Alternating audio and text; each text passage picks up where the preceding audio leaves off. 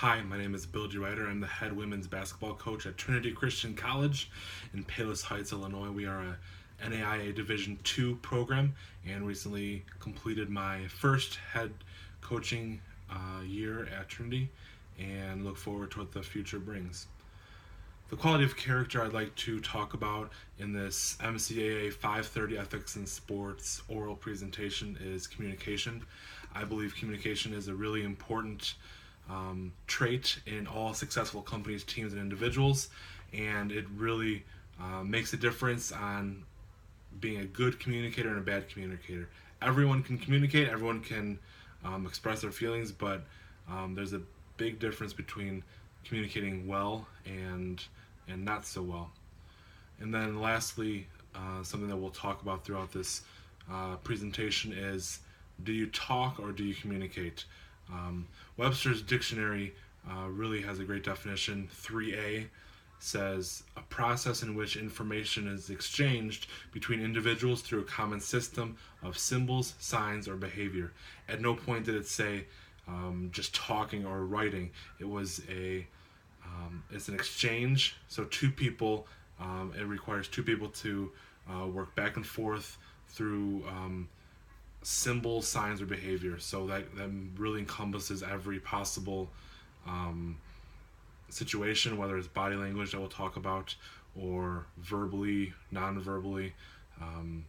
It's a great definition that really encompasses what communication is about. Communication in action can be both positive and negative. Positive body language, usually someone is inviting, their body is angled towards the person, their eye contact is really good, they're looking at the person, and words of affirmation or facial expressions like nodding when someone's talking that you understand or you agree, and then simple words like saying good job or great work. Those two words can really set the tone for someone. Those two words really make a difference in saying, hey, that's a good job, you continue doing that. I think that's a good way to approach it in my world of coaching, that those two words of affirmation, positive affirmation, can really set the tone for the rest of the practice or the game. Negative forms of communication, body language or posture, typically when someone has their arms crossed or leaning backwards or away from whoever they're talking to or communicating with, potentially your ankles being crossed or legs being crossed, signify wanting to close yourself off or be away from whoever you're communicating with. Eye contact typically isn't very strong. A lot of body language experts will say that someone who is lying, you can tell if they're lying by the way what they're looking at or the type of eye contact they're making. And then words of affirmation and facial expressions are really huge negative ways to communicate. The same way you can really communicate with someone well in positive affirmation, if it's negative affirmation or no affirmation at all can really set the tone and discourage someone. In my job as a coach, there are many ways to communicate in many different types of situations that I communicate in. If I'm meeting recruits and parents, number one, I'm trying to sell the college to them, but also myself and my program. And I do that in the most inviting way possible. I want to make sure they see me in a great light, that the parents are trusting me to oversee their daughter's work in the next 4 years. And they're paying a lot of money to do that. So how comfortable I can make them feel and communicate them well is really important. In individual meetings and team meetings, the type of tone that the meeting has really dictates on what my body positioning is, my nonverbals are, and the types of words that I use. If I'm in an individual meeting with someone who is being disciplined for off-season or on-court or off-court situations, then I'll be more stern. My body might be a little bit more rigid. My facial expressions might be more stern as well,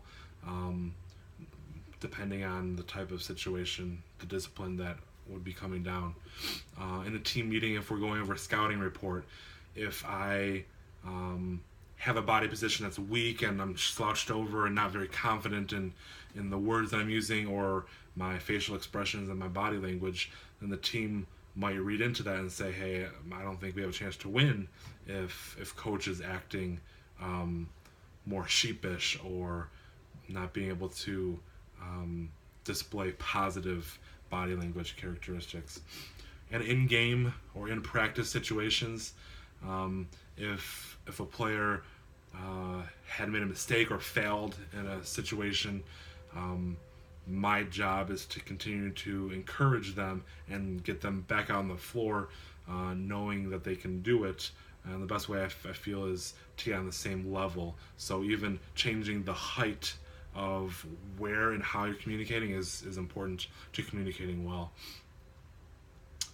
In our book, Practical Ethics in Sports Management, page 5, R. Scott Kretschmar talks about the questions in the field of sport. The important ones aren't big, awesome issues of life. Instead, it's the study of knowledge, which is epistemology. This branch is essential to communication. What do I know? How do I know? And what is to be known?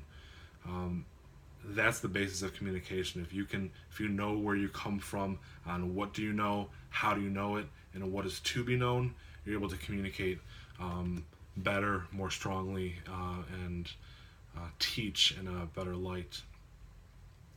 4 Bible verses that I feel really talk about great communication, the types of communication we're to use. 2 of them come from Psalm, and 1 comes from Ephesians and Colossians in the New Testament. My favorite one is Ephesians 4, verse 29. Let no corrupt talk come out of your mouths, but only such as is good for building up as fits the occasion, that it may give grace to those who hear it. Talks about being positive in your words. And as I mentioned earlier, those negative words of affirmation or negative words coming out of your mouth really can have a huge effect on whoever you're communicating with. 10 levels of intimacy. I found this great graphic that kind of brings it from the personal as possible in communicating with talking face to face, person to person, and it goes through each step of how you get further and further away. And these are all so much more today for kids and even adults to use these forms of communication, from person to person talking all the way to Twitter, where it can be seen by millions of people. Poetry and quotes that I've found that really talk a great deal about what communication is and how to do it. James Humes has a great quote in saying, the art of communication is the language of leadership. Great leaders need to be able to communicate verbally, non-verbally, and in positive light, and be able to explain what is happening. A few different quotes here as well, and then the last quote that I thought was good to end the slide with was, communication is a skill that you can learn. It's like riding a bicycle or typing. If you're willing to work at it, you can rapidly improve the quality of every part of your life. It takes time to develop good communication skills. It's honed over lots of failures, and even as a coach, after I've gone through a situation, I was like, well, I should never use that type of word again, or I should never communicate that way. It didn't result in a good situation. So it is something that we can learn and continue to get better and better and better at. Thank you for watching my oral presentation, and I hope you enjoy learning a little bit more about communication.